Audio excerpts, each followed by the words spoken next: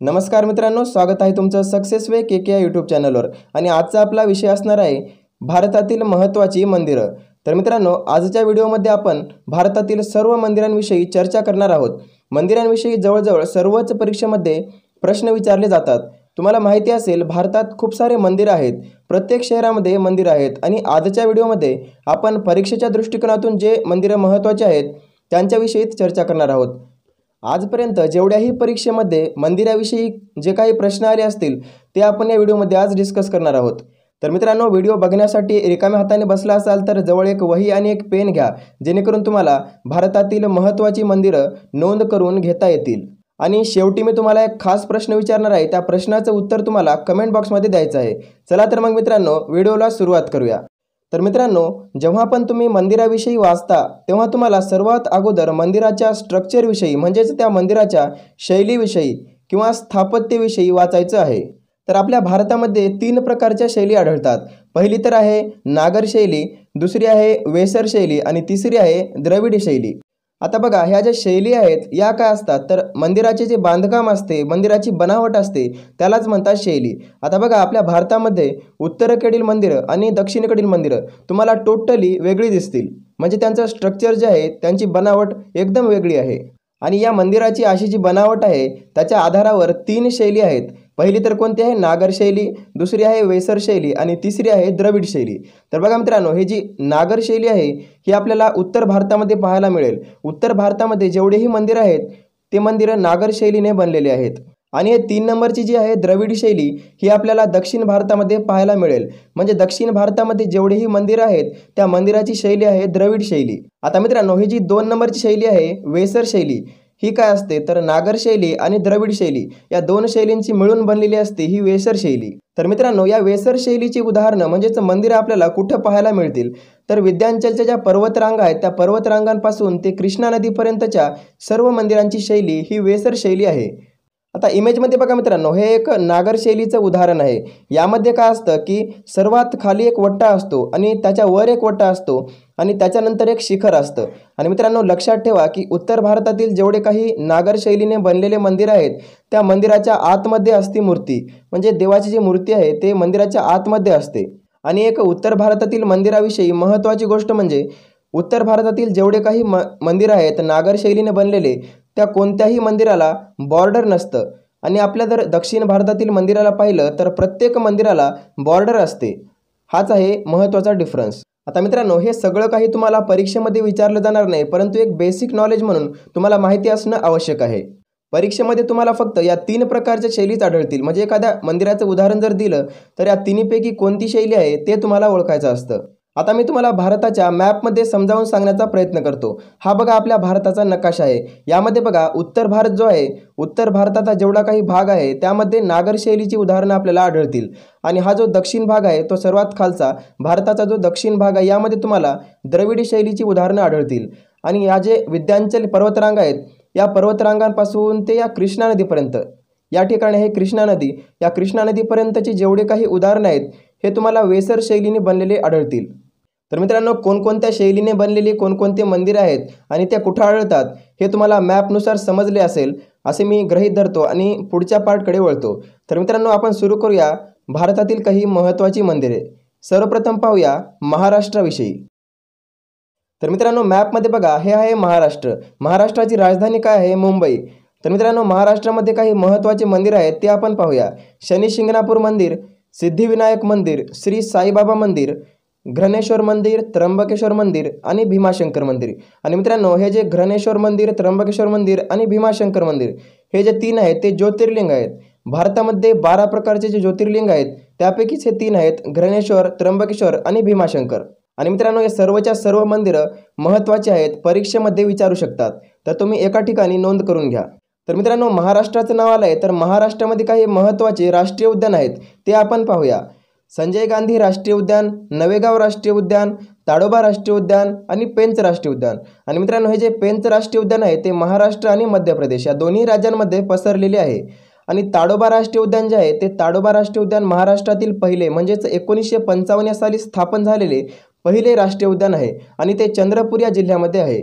महाराष्ट्रामध्येच आहे लोणार सरोवर आणि लोणार सरोवर जे आहे हे उल्कापाताने निर्माण झालेले एक सरोवर आहे आणि ते महाराष्ट्रातील बुलढाणा या जिल्ह्यामध्ये आहे। तर मित्रांनो, तुम्हा बऱ्याच जणांना वाटत असेल की हा तर मंदिराविषयीचा व्हिडिओ आहे, यामध्ये राष्ट्रीय उद्यान का सांगताय? तर मित्रांनो, मी राष्ट्रीय उद्यान का सांगतोय की बऱ्याच परीक्षेमध्ये तुम्हाला राष्ट्रीय उद्यान सर्वात जास्त विचारतात। मंदिरं तर विचारतातच, परंतु राष्ट्रीय उद्यान जे आहेत ते सर्वात जास्त विचारतात। त्यामुळे आपण राष्ट्रीय उद्यान सुद्धा पाहतोय। मंदिराविषयी पाहणं गरजेचंच आहे, त्याचबरोबर राष्ट्रीय उद्यान सुद्धा महत्त्वाचे आहेत।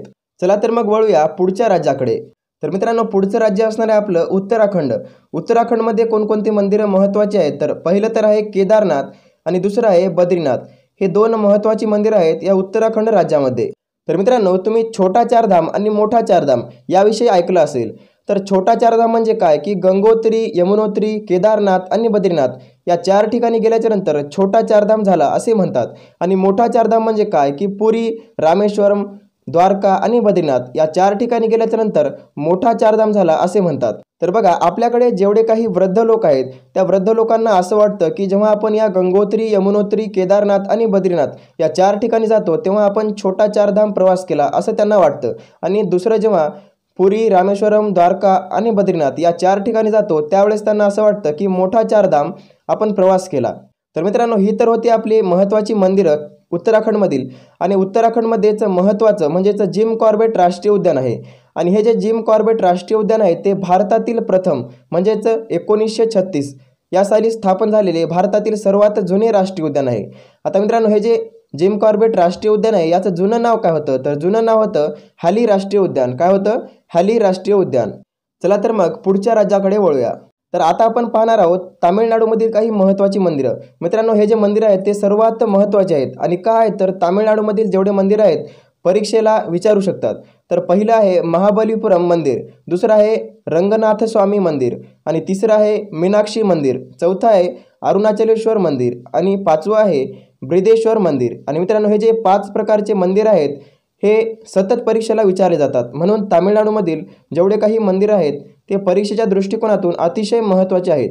आता यामध्ये तुम्हाला जे 2 नंबरचं मंदिर दिसत आहे रंगनाथ स्वामी मंदिर, हे मित्रांनो तामिळनाडूमधील एक मंदिर आहे आणि हे 12 ज्योतिर्लिंगापैकी एक ज्योतिर्लिंग आहे। आणि हे कुठे आहे? तर त्रिचुरापल्लीमध्ये आहे। तामिळनाडूमधील जे त्रिचुरापल्ली आहे या ठिकाणी आहे रंगनाथ स्वामी मंदिर आणि हे एक ज्योतिर्लिंग आहे। आता बघा, तामिळनाडूचं नाव आलं आहे तर तामिळनाडूची राजधानी काय आहे? चेन्नई।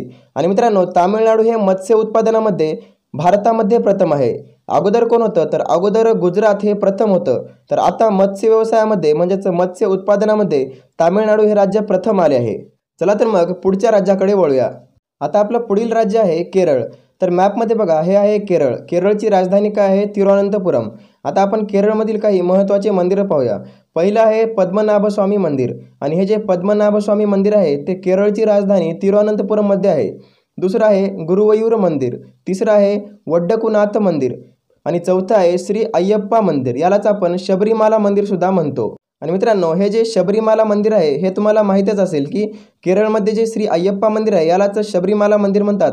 आणि या शबरीमाला मंदिरामध्ये महिलांना प्रवेश नव्हता आणि सुप्रीम कोर्टामध्ये सुद्धा ही केस चालू होती आणि यामध्ये 4-1 असा निर्णय येऊन महिलांना सुद्धा यामध्ये आता प्रवेश मिळतोय।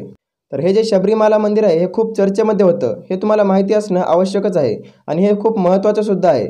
आता बघा, केरळचं नाव आलं आहे तर SDG म्हणजेच सस्टेनेबल डेव्हलपमेंट गोल्समध्ये केरळ हे भारतामध्ये प्रथम आले होते। केरळ या राज्यामध्ये शांत घाटी आहे आणि केरळमध्येच आहे पेरियार वन्यजीव अभयारण्य। चला तर मग पुढच्या राज्याकडे वळूया। आता आपलं पुढील राज्य आहे जम्मू काश्मीर। तर मॅपमध्ये बघा, हे आहे जम्मू काश्मीर। तर मित्रांनो, जम्मू काश्मीरमधील काही महत्त्वाची आपण मंदिरं पाहूया। पहिलं आहे अमरनाथ मंदिर, दुसरं आहे वैष्णोदेवी मंदिर, तिसरं आहे रणवीरेश्वर मंदिर आणि चौथं आहे रघुनाथ मंदिर। मित्रांनो, यामध्ये जे 4ही मंदिरं आहेत ते महत्त्वाचे आहेत, परीक्षेला विचारू शकतात। तर जम्मू काश्मीर हे अगोदर राज्य होतं आणि आता त्याचं डिवायडेशन होऊन जम्मू काश्मीर आणि लडाख असे 2 केंद्रशासित प्रदेश बनले आहेत। तर आपण जम्मू काश्मीरमधील काही महत्त्वाचे राष्ट्रीय उद्यान पाहूया। पहिलं आहे डॉक्टर सलीम अली राष्ट्रीय उद्यान आणि मित्रांनो, हे जे डॉक्टर सलीम अली राष्ट्रीय उद्यान आहे हे खूप महत्त्वाचं आहे, बऱ्याच एक्झाममध्ये विचारलेलं आहे। दुसरं आहे किश्तवाड राष्ट्रीय उद्यान आणि तिसरं आहे दच्चीग्राम राष्ट्रीय उद्यान। आणि मित्रांनो, जम्मू काश्मीरमध्येच आहे वुलर सरोवर। कोणतं आहे? वुलर सरोवर. आणि अगोदर हेमिस राष्ट्रीय उद्यान जे आहे जम्मू काश्मीर या राज्यामध्ये होतं, परंतु आता त्याचं डिवायडेशन झालं आहे, त्यामुळं हेमिस राष्ट्रीय उद्यान जे आहे ते आता लडाखमध्ये आहे. कुठे आहे?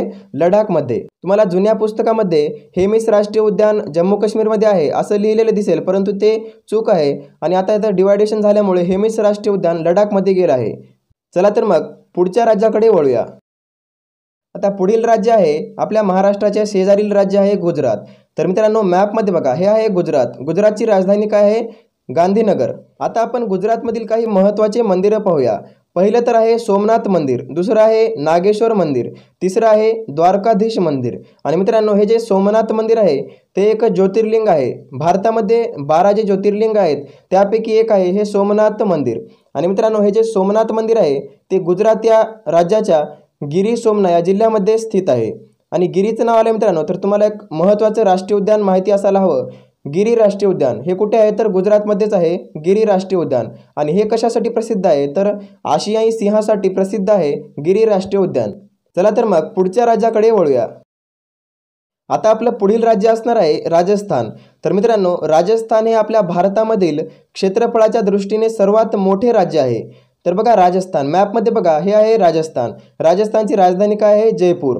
आणि मित्रांनो राजस्थानमध्ये जास्त काही महत्त्वाची मंदिरं नाही आहेत, एकच आहे दिलवाडा मंदिर. आणि हे सतत परीक्षेला विचारलं जातं त्यामुळं खूप महत्त्वाचं आहे. आणि हे जे दिलवाडा मंदिर आहे ते माउंट आबूमध्ये स्थित आहे. कुठे आहे? माउंट आबूमध्ये. आता राजस्थानचं नाव आलं आहे तर राजस्थानमधील काही महत्त्वाचे राष्ट्रीय उद्यान पाहूया. पहिलं तर आहे सरिस्का राष्ट्रीय उद्यान, दुसरं आहे रणथंबोर राष्ट्रीय उद्यान आणि तिसरं आहे डेझर्ट राष्ट्रीय उद्यान. हे जे 3 राष्ट्रीय उद्यान आहेत ते अतिशय महत्त्वाचे आहेत, कोणत्याही एक्झाममध्ये तुम्हाला विचारू शकतात. चला तर मग आपण पुढच्या राज्याकडे वळूया. तर मित्रांनो पुढील जे राज्य आहे ते 2 राज्य आहेत आणि या 2 राज्याविषयी आपण संयुक्तरित्या पाहणार आहोत. पहिलं तर आहे तेलंगणा आणि दुसरं आहे आंध्र प्रदेश. तर बघा यामध्ये कोणकोणते महत्त्वाचे मंदिर आहेत. पहिलं आहे व्यंकटेश्वर मंदिर आणि हे जे व्यंकटेश्वर मंदिर आहे ते आंध्र प्रदेशमध्ये आहे. दुसरं आहे श्री ब्रह्मरंभा मल्लिकार्जुन मंदिर आणि हे कुठे आहे? हे पण आंध्र प्रदेशमध्ये आहे. तिसरं आहे गन्ना सरस्वती मंदिर, हे कुठे आहे? हे आहे तेलंगणामध्ये. आणि चौथं आहे श्री सीता रामचंद्र स्वामी मंदिर, हे कोणत्या राज्यामध्ये आहे? तर तेलंगणामध्येच आहे हे सुद्धा मंदिर. आता या 2 राज्यांविषयी आपण सविस्तर माहिती पाहूया. पहिलं आहे तेलंगणा. तर तेलंगणाची राजधानी काय आहे? हैदराबाद. आता आपण तेलंगणा या राज्यातील काही महत्त्वाचे राष्ट्रीय उद्यान पाहूया. पहिलं आहे कासू ब्रह्मानंद रेड्डी राष्ट्रीय उद्यान, दुसरं आहे महावीर हरिना वनस्तरी राष्ट्रीय उद्यान, तिसरं आहे मृगावडी राष्ट्रीय उद्यान. हे आहेत 3 महत्त्वाचे राष्ट्रीय उद्यान तेलंगणामध्ये. आता पाहूया आंध्र प्रदेशविषयी. आंध्र प्रदेशची राजधानी काय आहे? मित्रांनो आंध्र प्रदेशच्या 3 राजधान्या आहेत. पहिली आहे अमरावती, ही आहे लेजिस्लेटिव्ह आणि दुसरी आहे विशाखापट्टणम, ही कोणती आहे? तर ही आहे एक्झिक्युटिव्ह आणि तिसरी आहे कुर्नूल, हे आहे ज्युडिशियल. तर मित्रांनो या 3 राजधान्या आहेत आंध्र प्रदेशच्या, या तुम्ही लक्षात ठेवा. आणि एक महत्त्वाचा प्रश्न म्हणजे भाषावार प्रांतरचनेनुसार स्थापन होणारे पहिले राज्य कोणते म्हटलं तर आंध्र प्रदेश हे भाषावार प्रांतरचनेनुसार स्थापन होणारे पहिले राज्य आहे. आणि याचबरोबर फळांच्या उत्पादनामध्ये सुद्धा आंध्र प्रदेश हे प्रथम आहे. चला तर मग पुढच्या राज्याकडे वळूया. तर मित्रांनो पुढील आपलं राज्य जे असणार आहे ते आहे मध्य प्रदेश. तर मॅपमध्ये बघा, हे आहे मध्य प्रदेश. मध्य प्रदेशची राजधानी काय आहे? भोपाळ. तर मित्रांनो मध्य प्रदेशमधील काही महत्त्वाचे मंदिरं पाहूया. पहिलं आहे खजुराहो मंदिर, दुसरं आहे चतुर्भुज मंदिर, तिसरं आहे ओंकारेश्वर मंदिर आणि चौथं आहे महाकालेश्वर मंदिर. आणि मित्रांनो हे जे 3 आणि 4 नंबरचे जे मंदिर आहेत ओंकारेश्वर आणि महाकालेश्वर हे ज्योतिर्लिंग आहेत. भारतामध्ये जे 12 ज्योतिर्लिंग आहेत त्यापैकी हे 2 आहेत, ओंकारेश्वर मंदिर आणि महाकालेश्वर मंदिर. आता बघा मध्य प्रदेशचे नाव आलं आहे तर मध्य प्रदेशविषयी काही महत्त्वाच्या गोष्टी पाहूया. मध्य प्रदेशची राजधानी काय आहे? भोपाळ. मध्य प्रदेशमध्ये काही महत्त्वाचे राष्ट्रीय उद्यान आहेत. कान्हा राष्ट्रीय उद्यान, बांधवगड राष्ट्रीय उद्यान, संजय राष्ट्रीय उद्यान, माधव राष्ट्रीय उद्यान, पन्ना राष्ट्रीय उद्यान आणि सातपुडा राष्ट्रीय उद्यान, हे काही महत्त्वाचे राष्ट्रीय उद्यान आहेत, खूप महत्त्वाचे आहेत. चला तर मग पुढच्या राज्याकडे वळूया. तर मित्रांनो आपलं पुढील जे राज्य आहे ते आहे छत्तीसगड. तर बघा मॅपमध्ये हे आहे छत्तीसगड. छत्तीसगडची राजधानी काय आहे? रायपूर. तर बघा छत्तीसगडमध्ये काही महत्त्वाचे मंदिरं आहेत. फक्त एकच मंदिर महत्त्वाचं आहे आणि ते आहे भोरुमदेव मंदिर. आता बघा छत्तीसगडचं नाव आलं आहे तर छत्तीसगडमध्ये जे रायपूर आहे ते तर आहे राजधानी छत्तीसगडची, परंतु दुसरं एक शहर आहे नया रायपूर. आणि मित्रांनो या नया रायपूर शहराचं नाव बदलून अटल नगर करण्यात आलं आहे. चला तर मग वळूया पुढच्या राज्याकडे. आता आपलं पुढील राज्य आहे बिहार. तर मॅपमध्ये बघा हे आहे बिहार. बिहारची राजधानी काय आहे? पटना. आणि बिहारमध्ये एकमेव मंदिर आहे महत्त्वाचं, ज्याचं नाव आहे बुद्धगया. कोणतं आहे? बुद्धगया. हे परीक्षेला विचारू शकतात, अतिशय महत्त्वाचं मंदिर आहे. चला तर मग पुढच्या राज्याकडे वळूया. आता आपलं पुढील जे राज्य असणार आहे ते आहे सिक्कीम. तर मॅपमध्ये बघा, हे आहे सिक्कीम.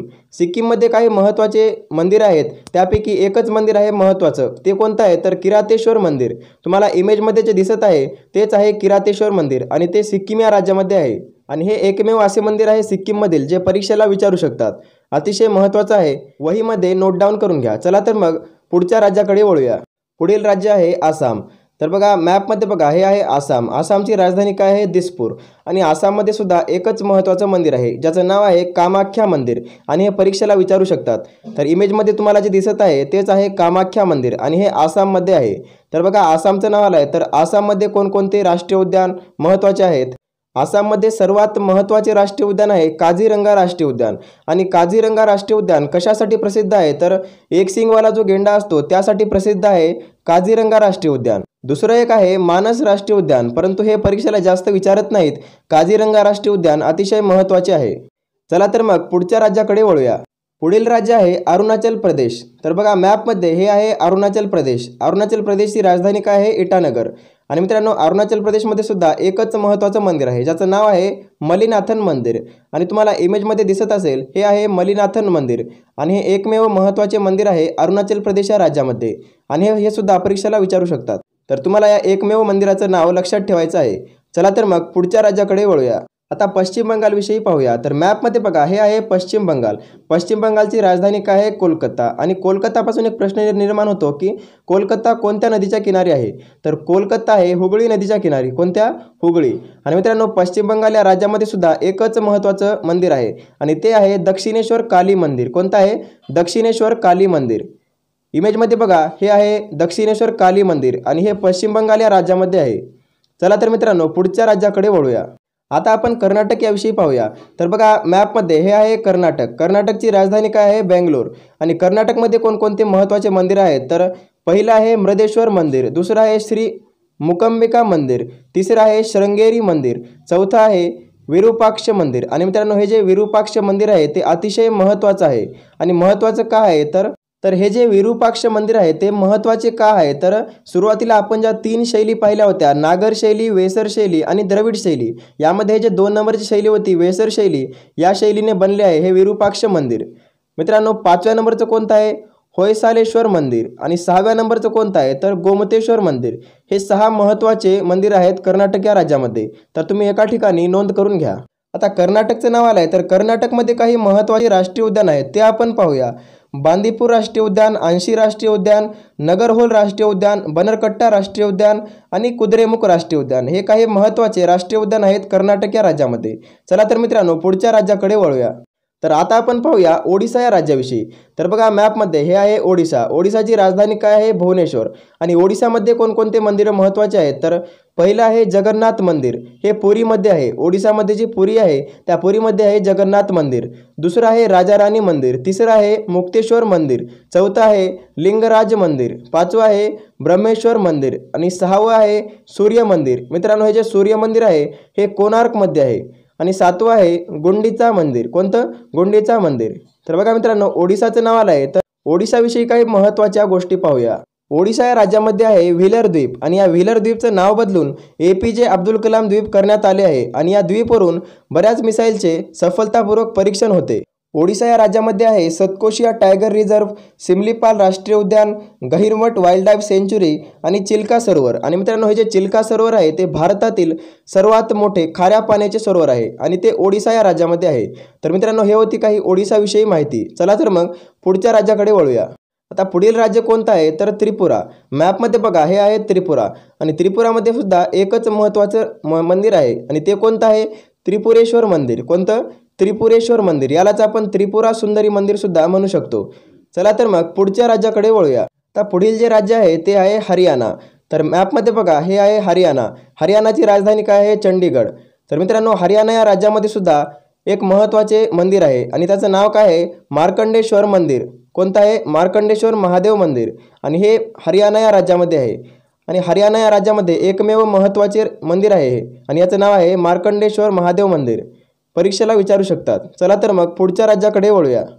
तर आता आपण पाहूया उत्तर प्रदेशविषयी। तर मॅपमध्ये बघा, हे आहे उत्तर प्रदेश। उत्तर प्रदेशची राजधानी काय आहे? लखनौ। आणि मित्रांनो, लखनौ हे कोणत्या नदीच्या किनारी आहे? तर गोमती नदीच्या किनारी आहे लखनौ। आणि उत्तर प्रदेशमध्ये कोणकोणते महत्त्वाचे मंदिर आहेत? तर 3 महत्त्वाचे मंदिर आहेत। पहिलं आहे बांके बिहारी मंदिर, दुसरं आहे नागवासुकी मंदिर आणि तिसरं आहे काशी विश्वनाथ मंदिर। हे तिन्ही महत्त्वाचे मंदिर आहेत, परीक्षेला विचारू शकतात। आता बघा, उत्तर प्रदेशचं नाव आलं आहे, तर उत्तर प्रदेशविषयी पाहूया। तर उत्तर प्रदेशमध्ये आहे दुधवा राष्ट्रीय उद्यान, उत्तर प्रदेशमध्येच आहे कतर्निया घाट वाईल्ड लाईफ सेंच्युरी आणि उत्तर प्रदेशमध्येच आहे पेलीभीत टायगर रिझर्व। काय आहे? पेलीभीत टायगर रिझर्व। चला तर मग पुढच्या राज्याकडे वळूया। पुढील जे राज्य आहे ते आहे झारखंड। तर मॅपमध्ये बघा, हे आहे झारखंड। झारखंडची राजधानी काय आहे? रांची। आणि झारखंडमध्ये एकमेव महत्त्वाचे मंदिर आहे आणि त्याचं नाव आहे वैद्यनाथ मंदिर। आणि हे जे वैद्यनाथ मंदिर आहे हे भारतातील 12 ज्योतिर्लिंगांपैकी एक ज्योतिर्लिंग आहे आणि हे आहे झारखंड या राज्यामध्ये। तर हे होतं एक महत्त्वाचं मंदिर। चला तर मग पुढच्या राज्याकडे वळूया। आता आपण पाहणार आहोत हिमाचल प्रदेशविषयी। तर मॅपमध्ये बघा, हे आहे हिमाचल प्रदेश। आणि मित्रांनो, हिमाचल प्रदेशमध्ये फक्त 2च महत्त्वाचे मंदिर आहेत। पहिलं तर आहे हिडंबा देवी मंदिर आणि दुसरं आहे वैजनाथ मंदिर। कोणतं? वैजनाथ मंदिर। हे 2 महत्त्वाचे मंदिर आहेत, परीक्षेला विचारू शकतात। चला तर मग पुढच्या राज्याकडे वळूया। पुढील जे राज्य आहे ते आहे पंजाब। तर मॅपमध्ये बघा, हे आहे पंजाब। पंजाब आणि काय आहे? चंडीगड। आणि पंजाबमध्ये 2 महत्त्वाचे मंदिर आहेत। पहिलं तर आहे सुवर्ण मंदिर, जे की तुम्हाला माहिती आहे, आणि दुसरं आहे दुर्गियाना मंदिर। इमेजमध्ये तुम्ही बघू शकता, हे आहे सुवर्ण मंदिर, यालाच आपण गोल्डन टेम्पल सुद्धा म्हणू शकतो। आणि हे खूप महत्त्वाचे मंदिर आहे, परीक्षेला विचारू शकतात। आता बघा मित्रांनो, जसं की मी तुम्हाला व्हिडिओच्या सुरुवातीलाच सांगितलं होतं की तुमच्यासाठी एक खास प्रश्न मी विचारणार आहे शेवटी। तर तुमच्यासाठीचा हा खास प्रश्न आहे। प्रश्न काय आहे बघा, मीनाक्षी मंदिर भारताच्या कोणत्या राज्यामध्ये आहे? पहिला ऑप्शन आहे केरळ, दुसरा आहे कर्नाटक, तिसरा आहे तामिळनाडू आणि चौथा आहे आंध्र प्रदेश। तर मित्रांनो, हे 4 पर्याय आहेत, यापैकी तुम्हाला योग्य उत्तर कमेंट बॉक्समध्ये द्यायचं आहे। आणि उत्तराविषयी तुम्हाला इतर माहिती असेल तर तीही कमेंट बॉक्समध्ये लिहा। आणि तुमच्याकडे जेवढेही महत्त्वाचे अभ्यासाशी संबंधित ग्रुप आहेत व्हॉट्सअपवर किंवा फेसबुकवर, त्यावर आपला व्हिडिओ शेअर करा, जेणेकरून मराठी मुलांचा फायदा होईल। तर हा होता आजचा आपला भारतातील महत्त्वाच्या मंदिराविषयीचा व्हिडिओ तुम्हाला कसा वाटला कमेंट बॉक्समध्ये नक्की कळवा। चॅनलवर नवीन असाल तर चॅनलला सबस्क्राईब करा। सबस्क्राईब केल्याच्यानंतर बाजूलाच तुम्हाला एक बेल आयकॉनचं चित्र दिसेल, त्यावरती प्रेस करा, जेणेकरून आमच्या दररोजच्या व्हिडिओचे नोटिफिकेशन थेट तुमच्या मोबाईलमध्ये येतील। मित्रांनो, आपल्या चॅनलवर दररोज सकाळी 5 वाजता चालू घडामोडीचा व्हिडिओ अपलोड होतो, तेव्हा तुम्ही अजून पण सबस्क्राईब केलं नसेल तर चॅनलला सबस्क्राईब करून घ्या, जेणेकरून आमच्या दररोजच्या व्हिडिओचे नोटिफिकेशन थेट तुमच्या मोबाईलमध्ये येतील। व्हिडिओ शेवटपर्यंत बघितल्याबद्दल धन्यवाद। चला तर मग पुढच्या व्हिडिओमध्ये भेटूया, तोपर्यंत धन्यवाद।